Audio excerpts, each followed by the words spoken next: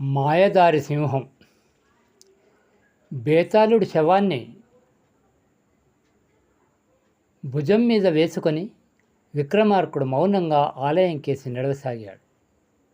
బేతాళుడు విక్రమార్కుడికి మౌనభంగం కలిగించడానికి యథాప్రకారం కథను చెప్పడం ప్రారంభించాడు. పూర్వం కాళింది రాజ్యాన్ని కనకసేన మహారాజు పాలిస్తున్న కాలంలో ఒక సమయంలో విపరీతమైన కరువు కాటకాలతో ప్రజలు బాధపడసాగారు. పులి మీద పుట్రల సరిహద్దులో ఉన్న గ్రామాలకు మరో ఆపద వచ్చిపడింది.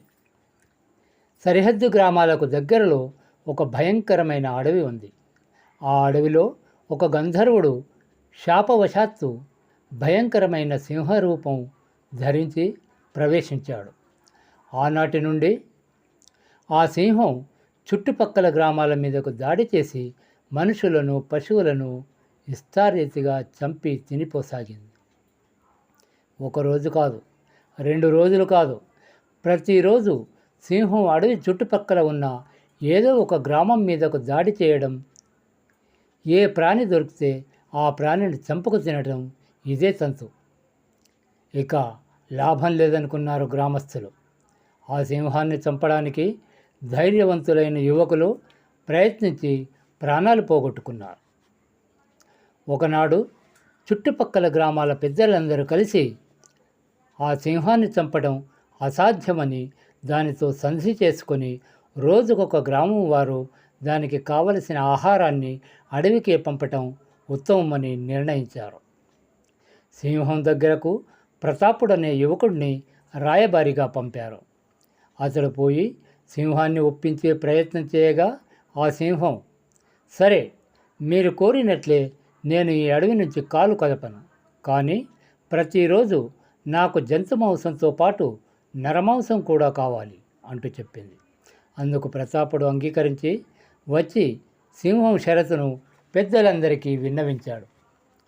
ఆనాటి నుండి ప్రతి గ్రామం వారు జంతు మాంసంతో పాటు ఒక గ్రామస్తుడిని కూడా వంతుల వారీగా సింహానికి ఆహారంగా పంపసాగారు.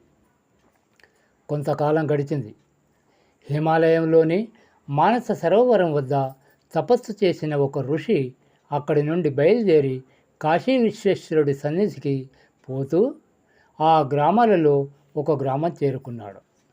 ఆ రాత్రి గ్రామస్తులకు పురాణ కథలను చెప్పి హితోపదేశాలు చేశాడు. గ్రామస్తులంతా ఆ మహాత్ముడిని అనేక విధాలుగా సేవించి తమ గ్రామంలోనే ఉండిపోమ్మని కోరారు.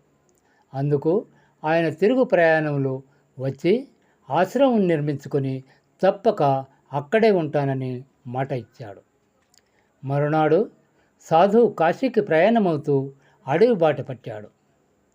కొంత దూరం పోయేసరికి ఒక వృద్ధుడు ఓ యువకుడిని పట్టుకొని, అయ్యో, అప్పుడే నీకు 100 ఏళ్ళు నిండాయా?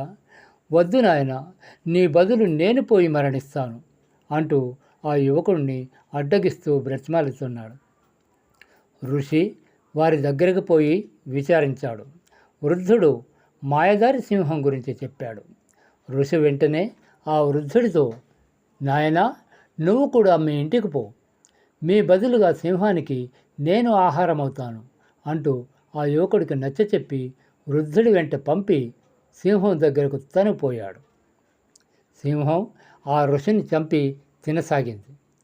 యువకుడు కొంత దూరం వృద్ధుడితో పోయి, తండ్రి, నా బదులు ఆ ఋషి సింహానికి ఆహారం కావడానికి నా మనసు అంగీకరించట్లేదు, కనుక నువ్వు ఇంటికి పో, నేను తిరిగి వెళ్ళి ఆ మాయధారి సింహానికి ఆహారం అయ్యి ఆ ఋషిని రక్షిస్తాను అంటూ తండ్రిని పంపేసి తను తిరిగి సింహం దగ్గరకు వచ్చాడు.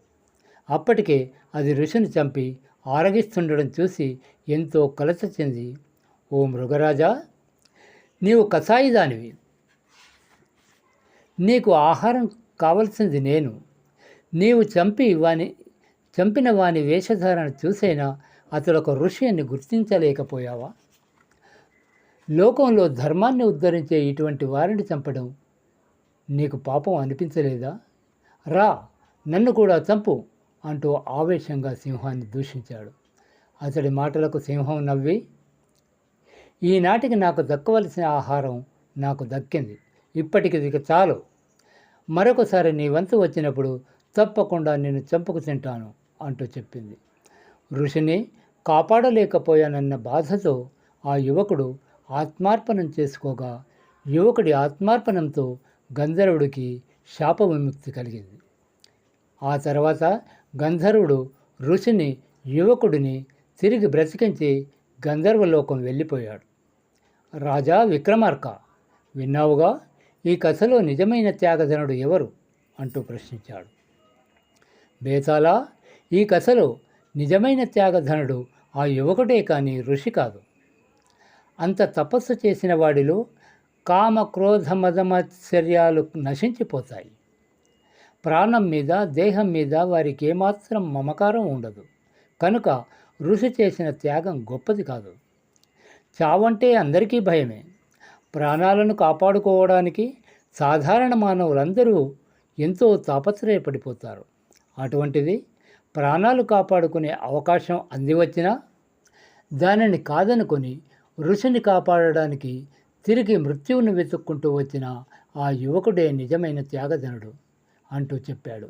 ఈ విధంగా విక్రమార్కుడికి మౌనభంగం కలగడంతో బేతాళుడు అదృశ్యుడై తిరిగి మహావృక్షాన్ని ఆశ్రయించాడు.